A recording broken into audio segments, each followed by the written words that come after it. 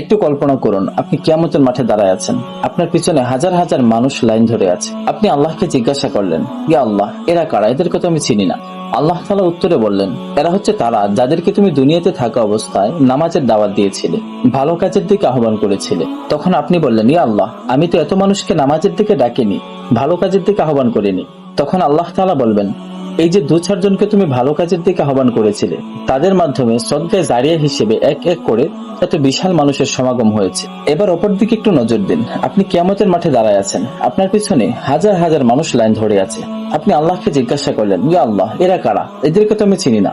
আল্লাহ তাআলা বলবেন যে এরা হচ্ছে তারা যাদেরকে তুমি সোশ্যাল মিডিয়ায় খারাপ কন্টেন্টের মাধ্যমে আকৃষ্ট করতে, যারা তোমার কন্টেন্টে, যারা তোমার পোস্টে, যারা তোমার খারাপ কাজে উৎসাহিত করত, বা যাদেরকে তুমি খারাপ কাজের দিকে আহ্বান করতে।